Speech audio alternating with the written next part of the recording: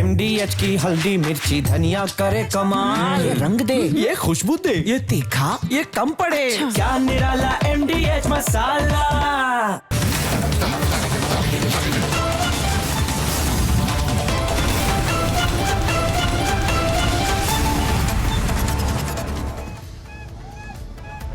नमस्कार, स्वागत है आपका रिपब्लिक भारत पर। मैं हूं आपके साथ अनामिका सिंह काली और मेरी मौजूदगी है बिहार की धरती पर। वो बिहार जिसे कला, संस्कृति, परंपरा के साथ साथ राजनीति का पाठशाला भी कहा जाता है। वो बिहार जिसके लोग जहां पर भी हो दो काम करना कभी नहीं भूलते। पहला पॉलिटिक्स और दूसरा छठ का महापर्व। अब छठ का जो महापर्व है वो तो कल सुबह अर्घ देने के साथ खत्म हो जाएगा, लेकिन रही बात पॉलिटिक्स की, रही बात चुनाव की, जिसके पहले फेज की वोटिंग होगी 6 नवंबर को। अब सवाल खड़े होते हैं कि फर्स्ट फेज की वोटिंग से पहले वो मुद्दे कौन से हैं जो बिहार की हवाओं में गूंज रही हैं, जो बिहार के लोगों के मन में भी चल रही हैं। क्या मुद्दा इस बार SIR है? क्या मुद्दा इस बार लड़ाई मुख्यमंत्री के चेहरे को लेकर है? क्या मुद्दा इस बार रोजगार की बहार है? क्या मुद्दा इस बार शिक्षा के साथ अस्पतालों की बदहाली है? आखिर मुद्दा है क्या? ये तमाम सवाल ऐसे जिनके जवाब सिर्फ और सिर्फ किसी के पास है, तो वो है ये बिहार की जनता, जिनसे हम सवाल जवाब करेंगे और जानने का प्रयास करेंगे कि आखिर बिहार के चुनाव को लेकर वोटिंग से पहले इनके मन में क्या चल रहा है और इनके मन की बात क्या है। उससे पहले दिखाएंगे आपको खास रिपोर्ट।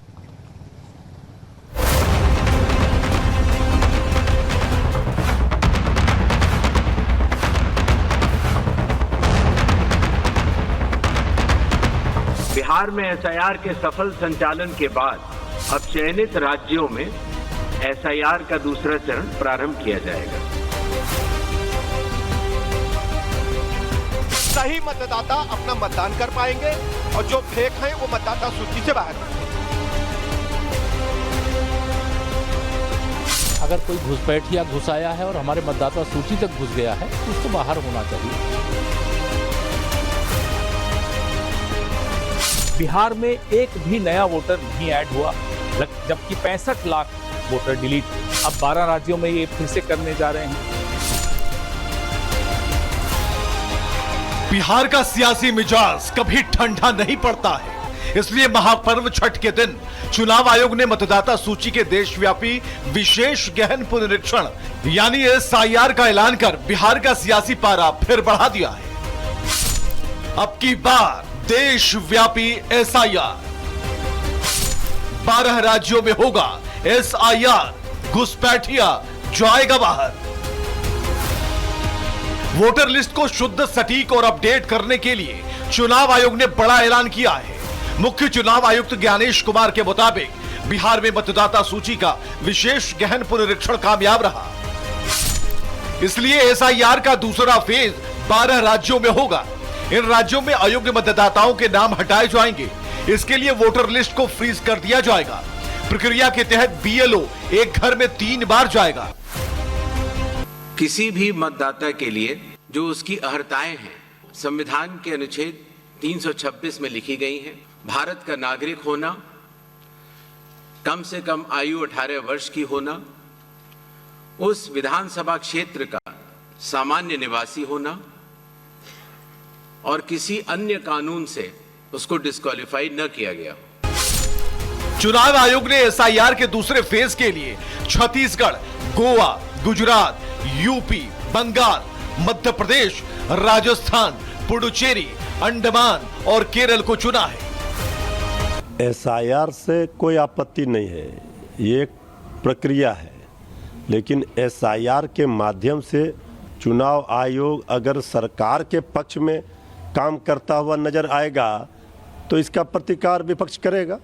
मतदाता जिनकी दोहरी प्रविष्टि है या अथवा मृत हो गए हैं तो उसको अद्यतन किया जाना आवश्यक है। अब इस संबंध में SIR पर कांग्रेस पार्टी की राजनीतिक आपत्ति आई, लेकिन न्यायपालिका ने उसको कहीं से स्वीकार नहीं किया। तो चुनाव आयोग एक संवैधानिक संस्था है, उसको विशेष गहन मतदाता पुनरीक्षण कराने का अधिकार है। जब बिहार में मतदाता सूची का विशेष गहन पुनरीक्षण हुआ था, तब भी विपक्ष ने संसद के मकर द्वार से लेकर पाटलिपुत्र की धरती तक हंगामा किया था। मैं समझती हूँ क्योंकि कोई एजेंडा नहीं है भारतीय जनता पार्टी वालों के पास, और जिस तरह की परिस्थितियाँ बिहार में हैं और जिस तरह सीएम का चेहरा नहीं है एनडीए के पास आज, तो मैं समझती हूँ कहीं ना कहीं ध्यान भटकाने के लिए वक्फ बोर्ड, ये सीआईए, ये एसआईआर, ये इस तरह की गतिविधियाँ जानबूझ के सरकार करती है। बिहार में एसआईआर के पहले 7 करोड़ 89 लाख मतदाता थे, जो 30 सितंबर 2025 तक 7 करोड़ 42 लाख रह गए, क्योंकि पहले ड्राफ्ट सूची से 65 लाख वोटर हटाए गए और फिर मसौदा सूची से 3,66,000 अयोग्य मतदाता हटा दिए गए। एसआईआर प्रक्रिया के दौरान फॉर्म 6 से 21,53,000 मतदाता जोड़े भी गए। विपक्ष ने एसआईआर पर तब भी सवाल उठाए थे कि बिहार के 7.5 करोड़ मतदाताओं ने बढ़ चढ़कर 90,000 बीएलओस, सभी 12 राजनीतिक दलों के 1.6 लाख बूथ लेवल एजेंट्स, सब ने मिलकर मतदाता सूची को शुद्ध बनाने का कार्य किया और नतीजा आपके सामने है, 0 अपील्स। देशव्यापी एसआईआर की घोषणा के बीच बिहार में एक तरफ लोकतंत्र का पर्व मनाया जा रहा है, तो दूसरी तरफ लोक आस्था का महापर्व छठ।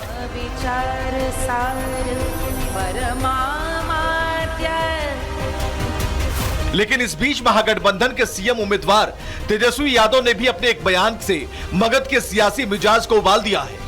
तेजस्वी ने बता दिया है कि अगर सत्ता में आए तो नए बिहार का जंगल राज 2.0 कैसा होगा, सुनिए जरा। बता देना चाहते हैं कि सरकार बनेगी तो वक्फ बोर्ड का कानून का जो बिल है उसको कूड़ेदान में तेजस्वी फेंकने का काम। सवाल यह है कि जिस वक्फ कानून पर राष्ट्रपति की मुहर लगी हो, उस कानून को फाड़ देना, कूड़ेदान में फेंक देना तेजस्वी के बूते की बात है क्या? वक्फ पर तेजस्वी और उसके एमएलसी मोहम्मद कारी का बयान सिर्फ मुस्लिम वोटों के ध्रुवीकरण के लिए है? वक्फ कानून पर फसाद क्या मुस्लिम डिप्टी सीएम वाले सवाल से बचने का फॉर्मूला है? क्या तेजस्वी मुस्लिम मतदाताओं को किसी तरह की गारंटी दे रहे हैं? चुनाव बिहार का है, ये बेपढ़ा लिखा आदमी और एक मजहबी कट्टरपंथी कहता वक्फ कानून को उठा के कचड़े में फेंक देंगे। इनकी इतनी औकात है कि देश के कानून को कचड़े में फेंकेंगे। हिंदुओं को और भारतीयों को जागना पड़ेगा। तेजस्वी के बयान का देशव्यापी विरोध हो रहा है। तेजस्वी के बयान को उनके अहंकारी चरित्र का चित्रण बताया जा रहा है। तेजस्वी यादव ने वक्फ पर बने नए कानून के सिलसिले में कहा कि अगर मेरी हुकूमत आएगी तो कानून को हम फाड़ देंगे और इसके टुकड़े टुकड़े कर देंगे। देखिए कितना ये अहंकार है, कितना तकब्बुर और गुरूर में चूर चूर ये जुमले बोले जा रहे हैं। बिहार का मतदाता किसे सत्ता की चाबी सौंपेगा, ये तो 14 नवंबर को पता चलेगा।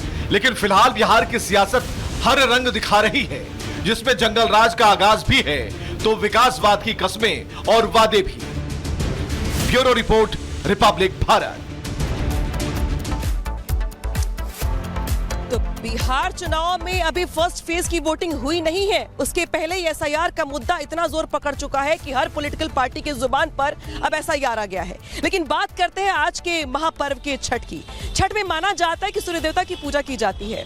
सूर्य देवता जो कि सत्ता, शासन, सरकार, ऊर्जा, पराक्रम सबका प्रतीक माने जाते हैं। और माना यह भी जा रहा है कि इसी छठ के त्योहार के बाद धुआंधार प्रचार में और तेजी आएगी। और इसी प्रचार के साथ साथ ये तय होगा कि भाई किसकी लहर, किसकी हवा चल रही है। इस पर चर्चा करेंगे, बातचीत करेंगे। हमारे साथ जुड़े हैं हमारे सहयोगी सुमित भी मधुबनी से, जो वहां पे लगातार कवरेज भी कर रहे हैं, बताएंगे हमें वहां का हाल और वहां पे क्या कुछ चल रहा है। लेकिन इस बीच जो मुद्दे बिहार के चुनाव में गूंज रही हैं उस पर बात करने के लिए हमारे साथ अलग अलग पार्टीज की जो प्रवक्ता है वो भी जुड़ गए। शशि रंजन जी प्रवक्ता है बीजेपी के, जुड़े हमारे साथ। लारेब जी हैं आरजेडी से, इसके अलावा पीस पार्टी से तौफीक जी हैं, राकेश रंजन जी हमारे साथ हम पार्टी से। शुरुआत शशि रंजन जी मैं आपसे करूंगी। बहुत सारे मुद्दों के साथ साथ एसआईआर का वो मुद्दा जिसको लेके विपक्ष लगातार हमलावर रहा पहले दिन से, वो मुद्दा आज भी चर्चा में तब आ गया जब इलेक्शन कमीशन ने ऐलान कर दिया कि पूरे देश में एसआईआर होगा। पहला सवाल ये कि बिहार में कितने घुसपैठिए मिले आपको अब तक? देखिए, एसआईआर लागू होने के बाद आतंक क्यों? आखिर क्यों आतंक? अरे भाई, अगर एसआईआर में हम नहीं आते हैं तो डरेंगे क्यों? हम अपने आईडी कार्ड देंगे, हम जो प्रूफ है, जो सरकार ने प्रूफ मांगी है वो प्रूफ देंगे। तो फिर डर क्यों? किस बात के डर? डर तो इस बात का है ना कि भाई जो एक तबका है जो वोट करता है उसके नाम काटने का पूरा प्रयास है आप लोगों का, एसआईआर के जरिए ऐसे आरोप लगाए जा रहे हैं। ये आरोप बेबुनियाद है, एकदम पूरा गलत है। ये लोग चूंकि नफरत की खेती करते हैं, महागठबंधन वाले लोग, ठीक है, ये समाज के अंदर में विद्वेष पैदा करते हैं। हमने एक ही शब्द कहा है, हमारी संगठन भारतीय जनता पार्टी और एनडीए गठबंधन का, कि हम जो इस देश के निवासी हैं, इस राज्य के रहने वाले लोग हैं, वही हमारे वोटर होंगे। बाहर से आने वाले लोग हमारे लोकतंत्र के वोटर नहीं होंगे। ठीक है, लेकिन ये आंकड़े नहीं दे पा रहे ना आप लोग कि कितने घुसपैठिए मिले, कितनों को बाहर निकाला आपने। आऊंगी मैं लौट के आपके पास। अब तो एसआईआर को लेके ऐलान कर दिया गया कि पूरे देश में होगा। पूरे देश में जो अवैध है, जिनके कागज गड़बड़ हैं, जो मर चुके हैं, जो जिंदा भी नहीं है, जो वोटर लिस्ट का हिस्सा बने हुए हैं, उन सबकी छटनी की जाएगी। तो अब तो मान लीजिए कि भाई एसआईआर सिर्फ बिहार के लिए नहीं था, पूरे देश के शुद्धिकरण के लिए वोटरों के। सबसे पहले तो सबको आज छठ का बहुत बधाई, पहला अर्घ है और हम सब लोग बिहार में आपका स्वागत है और सभी का बिहार की तरफ से आपके दर्शकों का स्वागत है। एसआईआर जो है बहुत ही कंट्रोवर्शियल इशू है। आपने देखा कि कितने बार बयान बदलने पड़े। इलेक्शन कमीशन ने पहली बार उत्तेजित होकर इलेक्शन कमिश्नर ये कह गए कि हम तो समकक्ष हैं, शायद उनको माने नहीं पता होगा। तो जब ईसी इतना बायस्ड होकर बात कर रहा हो एंड प्रो गवर्नमेंट वो स्टेटमेंट दे रहा हो जिसको न्यूट्रल बीच का रहना चाहिए, तो बहुत सारी चीजें उसमें आपने देखा किस तरह से चेंजेस किए गए। ये कह रहे हैं कि भाई पूरे देश में हम लागू कर रहे हैं, आपके मन में कोई पसोपेश ना रहे। मुझे बोलने दीजिए, मैं बोल लूं। बोलिए। वो कोई पशुपेश की बात नहीं है। आप कहाँ कराएंगे और कहाँ पिटेंगे वो पता है, और आपके शगुफा और ये चुटकुले बीच बीच में आते रहते हैं और क्यों आते हैं वो भी पता है। भाई बॉर्डर की सिक्योरिटी जो है सेंट्रल गवर्नमेंट के पास होती है। बिहार में घुसपैठिए करोड़ों घुस जाते हैं जब चुनाव आता है, बंगाल में घुसपैठिए चले आते हैं, उत्तर प्रदेश में घुसपैठिए चले आते हैं। आप क्या कर रहे हैं वहां पे? करोड़ों करोड़ और लाखों लाख घुसपैठिए आके बिहार में रह लेगा। आप बिहारियों को क्या समझे हुए हैं? और जो बिहारी है, जो बिहार के लोग हैं, जवाब तो आपको वहां देना था कि 20 साल में एक पेपर आप नहीं करा पाए। आपका पेपर लीक घोटाला से लेकर सृजन घोटाला से लेकर बांध घोटाला, टॉपर घोटाला, तमाम तरह घोटाला होता है। हर दिन हफ्ते में एवरीडे जो है पुल गिरा जा रहा है। इंफ्रास्ट्रक्चर के नाम पर आप कंक्रीट का जो सो कॉल्ड जंगल खड़ा कर रहे हो उसमें जो विकास की बात करिए, सवाल पूछिए, विकास की बात करिए, सवाल पूछिए, लेकिन रोजगार की कोई बात नहीं हो। रोजगार की बात बिल्कुल करिए, जवाब देंगे शशि रंजन जी। लेकिन एसआईआर पे आके जो तकलीफ थी भाई, वो तकलीफ दूर कैसे होगी? तो दूर आपकी कैसे होगी? सवाल ये नॉट आपकी, मतलब भारतीय जनता पार्टी की और विपक्ष की और एनडीए खेमे की। आपको याद हो कि इसी एसआईआर में हमारी लड़ाई सुप्रीम कोर्ट में थी। हम लोग वहां पे फाइट कंटेस्ट कर रहे थे जब ये कहा गया कि आधार को भी उसमें माना जाए। सुप्रीम कोर्ट ने फटकार लगाई। आप जैसे आपने शराबबंदी किया बिहार के अंदर में, 16 लाख किस परिवार से आते हैं पूरा दुनिया, पूरा समाज जानता है कैसे लोग जेल में बंद हैं। 16 लाख लोगों को आपने जेल में डालने का काम किया। एसआईआर आप कैसे करा सकते? नोटबंदी जब आपने कराई थी, जब किसानों की और व्यवसायियों की, व्यापारियों की जब आपने कमर तोड़ी, तो आप लगातार अपने स्टेटमेंट और अपने रूल्स बदलते रहे। ये रूल सिर्फ बिहार के लिए थोड़ी लाया गया। जो एसआईआर करवाया जा रहा है, आपको शुद्धिकरण से परेशानी क्या है? अनामिका जी, ये शुद्धिकरण कागजों पे ठीक है, कागजों पे तर्क से कोई परेशानी नहीं है, लेकिन इतना बदलाव क्यों आया? सवाल तो बाकी लोग भी हैं। तौफीक जी, आप भी यहाँ पर मौजूद हैं। अब तो बिहार का मुसलमान सवाल पूछ रहा है कि भाई मेरा हक कहाँ गया, मेरा हिस्सा कहाँ गया? अब आप लोगों के मन में भी क्या शक उठ रहा है कि भाई हम कहीं ठगे जा रहे हैं, कहीं ना कहीं परेशान हैं, या बिहार के चुनाव में मुसलमान क्या सोच रहे हैं?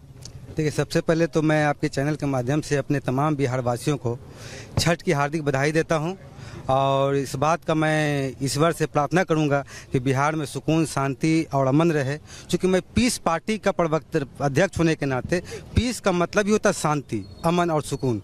तो मैं जब आया हूं तो अमन, सुकून और शांति का जो है दुआ करूंगा कि हमारे बिहार में अमन, सुकून, शांति दो सब रहे।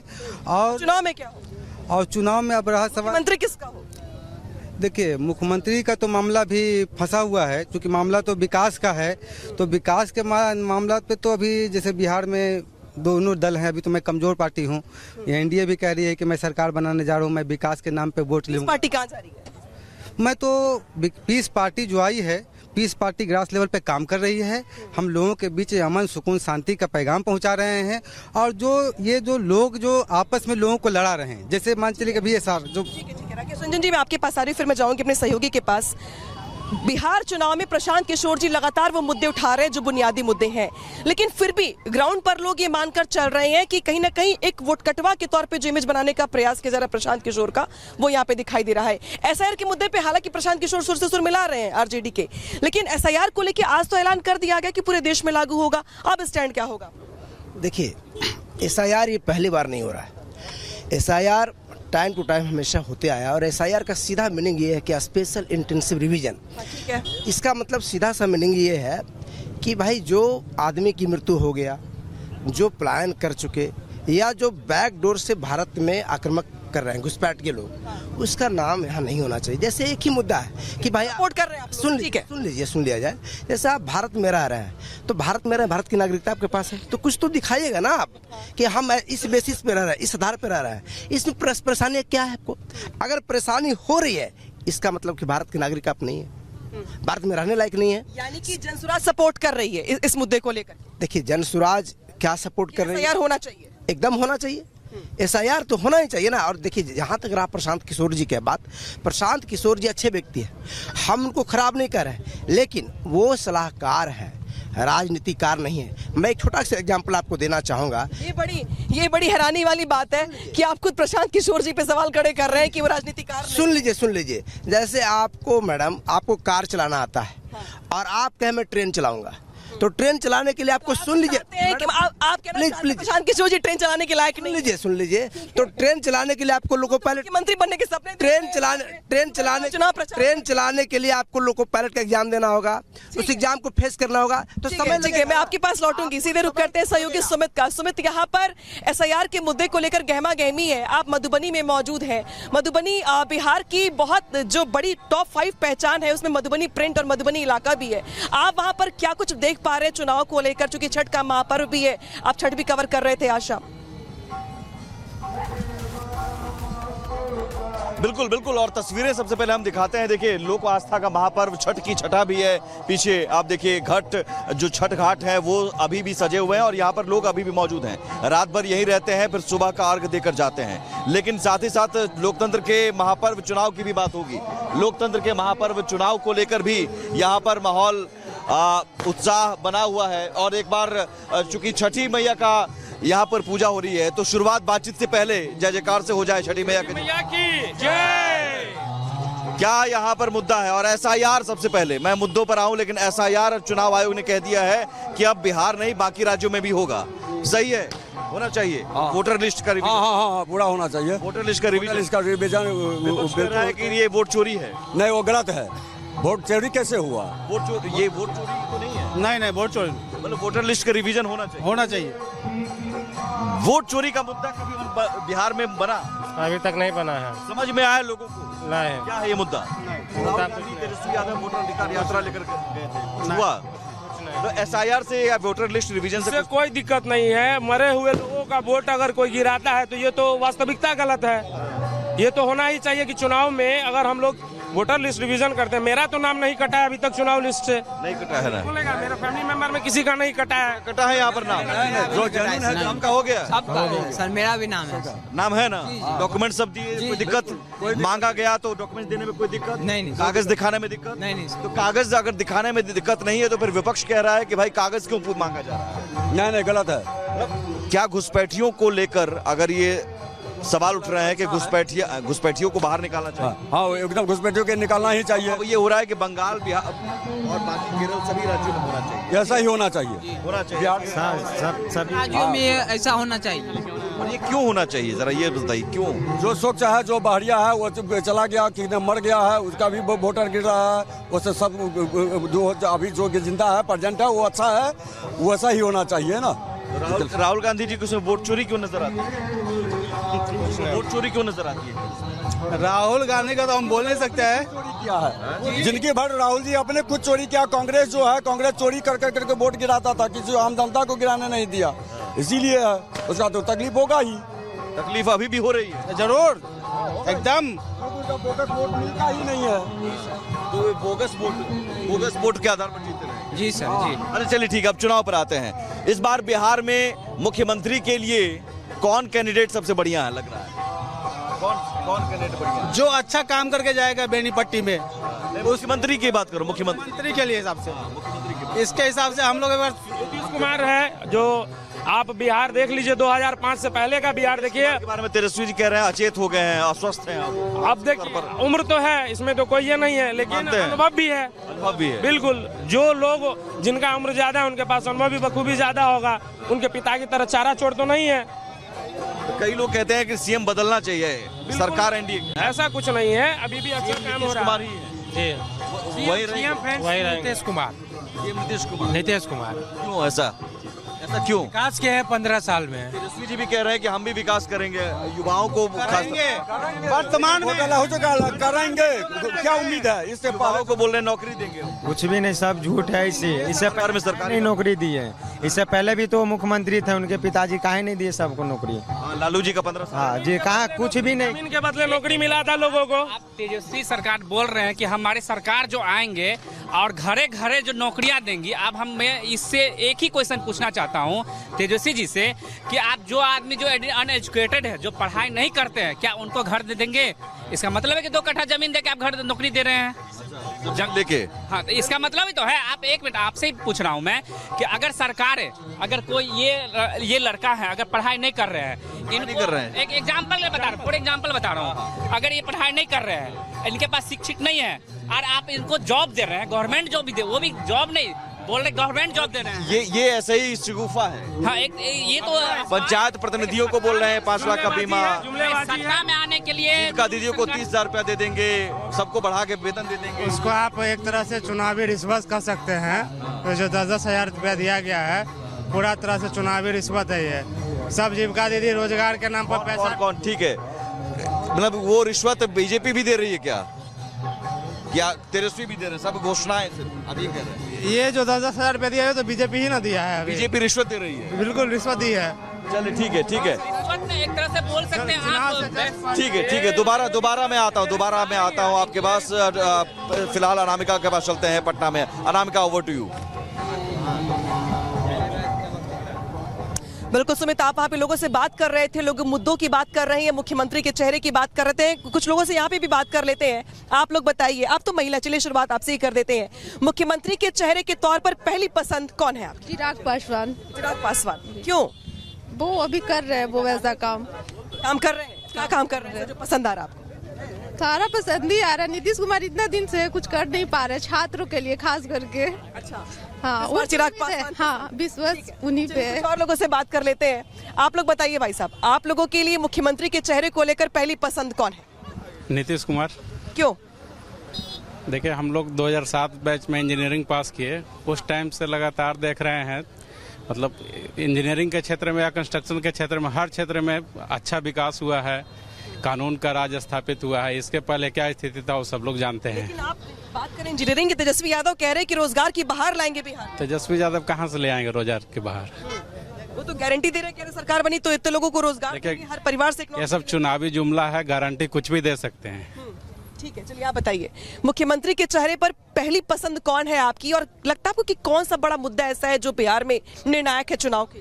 रोजगार बहुत बड़ा मुद्दा है, और जो पहले तेजस्वी जी 17 महीने में कर चुके हैं, ठीक ना, वही हम लोग भी चाहते हैं। उनका वादा जो किए थे वो पूरा किए हैं, और हम लोग 5 साल में वही चाहते हैं कि तेजस्वी ही मुख्यमंत्री बने और बिहार में मुख्यमंत्री के लिए पहली पसंद कौन है? कौन सी पार्टी ने ज्यादा काम किया या करने का लगता है कि करेगी, सरकार में आएगी तो? देखिए, युवा बिहार है, यहाँ युवाओं की संख्या ज्यादा है। युवा बिहार को चलाने वाला युवा शक्ति चाहिए, युवा लड़का चाहिए, युवा नेता चाहिए, और वो एक ही मात्र है चेहरा, तेजस्वी यादव।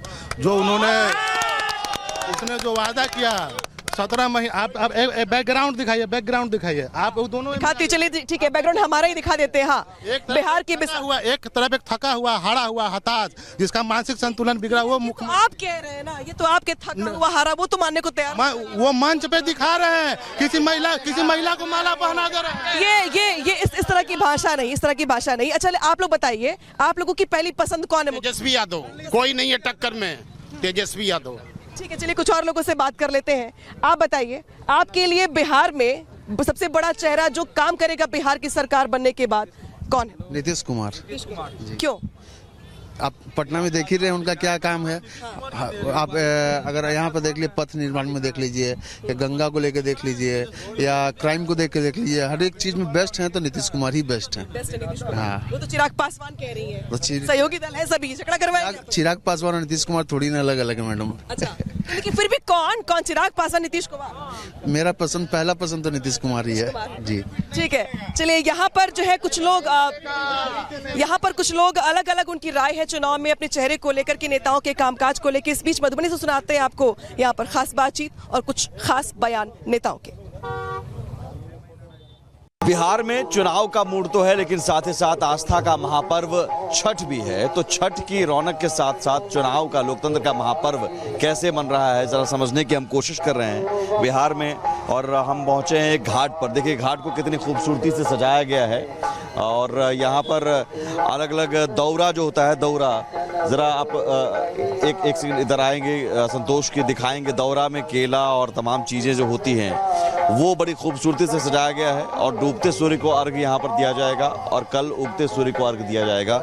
नारियाला फरले घाउदासे ओए पारा सुगाबा राय नारियाला छठी माँ के जाए ओठो ओठो सुगाबा साबुरा से नारियाला दीनानाथ के जाए। बहुत बढ़िया, बहुत बढ़िया। तो ये छठ का भी रंग हम आपको दिखा रहे हैं, और साथ ही चुनाव की बात भी। दोनों महापर्व है, एक लोकतंत्र का महापर्व है और एक छठ का महापर्व है। मूड जो इस बार यही एक ही तरफ होगा कि यहाँ हम लोगों का दिकदारी है, यहाँ पे न घाट बन रहा है, यहाँ का नेता लोग अपना पैसा लेके खाता है, न घाट बनता है। 15 साल से यही स्थिति है यहाँ का। अच्छा। इस संसार पोखर का कि पैसा आया खाया, इसमें जनता का क्या दिक्कत है? कोई नाराजगी सरकार से? सरकार में कौन किससे खुश है? सरकार किसको, हम कोई सरकार नहीं जानते। हम एक ही जानते हैं कि सरकार यहाँ पे करने नहीं आते, वहाँ से तो यहाँ फोन आता है, यहाँ नेता लोग खाते हैं। आस्था का महापर्व छठ भी है, लोकतंत्र का महापर्व चुनाव भी है। हाँ है, दोनों जरूरी है ही निश्चित। अच्छा, SIR जो हुआ था, वोटर लिस्ट का सर्वे यहाँ हुआ था? हाँ हुआ था। सब वो ठीक था? सब ठीक। हाँ हाँ, वो होना जरूरी है ना? एकदम जरूरी है, एकदम जरूरी है। हाँ, अब क्योंकि उसमें फर्जी वोटर निकल जाते हैं। हाँ है ही। अब लेकिन वो पूरा देश में होना चाहिए क्या? बाकी राज्य में भी होना चाहिए? क्यों नहीं, जरूरी जो काम है वो तो पूरे देश में होना चाहिए। अगर भारत एक बाप है, उनके लड़के हैं सारे राज्य, तो एक लड़के को आप देखेंगे, बाकी लड़के को छोड़ दीजिएगा, ऐसा तो नहीं है। अगर आप कर रहे हैं तो सारे को देखिए। इसी SIR को लेकर राहुल गांधी पूरा यात्रा निकाले, वोट चोरी वोट चोरी। वोट चोरी कोई मुद्दा है? ना, कोई चिंता नहीं। तो नहीं होता है, वोट चोरी नहीं हुआ, वोट चोरी नहीं हुआ, गलत बात बोल रहे हैं। तो देखा आपने, और ये SIR को लेकर लोगों की बातचीत है। किस तरह से कहते हैं कि भारत एक अगर पिता है, बाकी राज्य उसके लड़के हैं, तो एक राज्य में SIR हुआ यानी शुद्धिकरण हुआ, तो बाकी राज्यों में भी शुद्धिकरण होना चाहिए। SIR के तहत बाकी राज्यों में भी वोटर लिस्ट में रिवीजन होना चाहिए, शुद्धिकरण होना चाहिए। वोटर लिस्टों में शुद्धिकरण तो हो चुका है ना बिहार में, बाकी राज्यों में भी होना चाहिए। एकदम, वो तो होना ही चाहिए, ऑफ कोर्स होना चाहिए। तब तो पता चलेगी कि एक्चुअली है क्या। जो बोल रहे हैं वोट चोर, एक्चुअली हो कौन कर रहे हैं? कौन कर रहे हैं? वोट चोरी कोई मुद्दा है क्या? वोट चोरी मुद्दा है? वोट चोरी मुद्दा है? नहीं। अच्छा, मुख्यमंत्री किसे बनाएंगे? आप लोग युवा हैं, इस बार सरकार बदलना चाहिए। सरकार बदलना चाहिए। कौन होना चाहिए? यहाँ पे RJD का होना, कांग्रेस को होना चाहिए, RJD का तेजस्वी यादव होना चाहिए। तेजस्वी यादव नहीं, एक मौका तो सबको देना चाहिए। तेजस्वी यादव को एक मौका देना चाहिए। जी, एक बार तो मौका देना चाहिए। 15 साल देना चाहिए। 15 साल से यहाँ पे BJP है, हम लोग को कुछ नहीं किया अभी तक। हम लोग इस बार लेकिन कोई सुविधा नहीं है। अभी नगर पंचायत है, लेकिन रोड पे सब पानी बहाता है, क्या करेगा यहाँ पे? यादव हर घर में नौकरी दे देंगे, दे देंगे, जो पढ़ा लिखा जो दे देंगे। नहीं, इससे मैं समर्थ नहीं हूँ तेजस्वी यादव से। हर घर में जो बोल रहे हैं नौकरी देंगे, आप बताइए जो एजुकेटेड आदमी हैं उनको कैसे दे सकते हैं आप नौकरी? कैसे नौकरी दे देंगे हर घर में? हर घर में नहीं देंगे, जो क्वालिफाई है ना, जो क्वालिफाई उसको देंगे ना। हर घर में जो बोल रहे क्वालिफाई है उनको। हाँ, अभी तो है ना। आप देखिए, अभी जो है जितने भी जॉब वैकेंसी निकलती है, जॉबें तो निकलती ही हैं। ऐसी नहीं बात है कि सरकारें जो है नौकरियां नहीं। कुल 2.5 करोड़ नौकरी कैसे मिल जाएगी? 2.5 करोड़ परिवार है जिसमें नौकरी नहीं है। जिसके घर में अभी सरकारी नौकरी है तो उसके घर में तो नहीं होगा ना। बोला जो जिसके घर में नहीं है उसके घर में देंगे ना। या इनको ये पता होना चाहिए कि जो मतलब जितने भी सरकारी नहीं है वो 2.5 करोड़ लगभग में। बताइए, भरोसा मोदी जी पर या नीतीश जी पर या तेजस्वी पर? भरोसा तो मोदी जी पे है। मोदी पर। भरोसा किस पर है? भरोसा मुझे महागठबंधन पे है। महागठबंधन। भरोसा किस पर? मोदी जी पे। मोदी। भरोसा किस पर है? भरोसा किस पर है? मोदी जी? बोलिए। केंद्र में मोदी चाहिए, राज्य में लालू चाहिए। चलिए, ये अलग अलग राय है और दरअसल यही राय बनती जा रही है और मतगणना के दिन पता चलेगा। पटना लिए चलते हैं आपको अनामिका के पास। अनामिका, बिल्कुल सुमित, आप लोगों से बातचीत कर रहे हैं और यहाँ पे भी बहुत सारे लोग ऐसे हैं जिनकी अपनी अलग अलग राय है नेताओं को लेकर, इनकी अपनी पसंद है, इनके अपने मुद्दे हैं जिसके आधार पर ये वोट करने का मन बना रहे हैं। हालांकि देखना ये होगा कि 6 नवंबर को 11 नवंबर को वोटिंग के बाद जो 14 नवंबर को नतीजे आते हैं वो किस पार्टी के पक्ष में आते हैं और यहाँ के लोग किस मुद्दे के आधार पर अपना बिहार का अगला मुख्यमंत्री चुनते हैं और किसे बनाते हैं बिहार का अपना सिरमौर। क्योंकि यहाँ पे बहुत सारे लोग ऐसे भी हैं जिनके लिए रोजगार बड़ा मुद्दा है, किसी के लिए SIR बड़ा मुद्दा है, किसी के लिए पलायन बड़ा मुद्दा है, तो किसी के लिए सुरक्षा बहुत बड़ा मुद्दा है और किसी के लिए मुख्यमंत्री का चेहरा भी बहुत बड़ा मुद्दा है। और इसीलिए बिहार में इन तमाम मुद्दों के बीच इंतजार है फर्स्ट फेज की वोटिंग का, जो आज से गिनकर बस 10 दिनों के बाद होने वाली है और वही तय करेगी कि बिहार का भविष्य क्या है और बिहार का अगला मुख्यमंत्री कौन है। यहाँ पे आज के लिए फिलहाल इतना ही। छोटे ब्रेक के लिए कई मजा देखते रहिए रिपब्लिक। अब आया असली स्वाद। अब आया स्वाद। जब स्वाद के पड़े हो लाले तो MDH का चंकी चाट मसाला डालें। MDH का चंकी चाट मसाला। MDH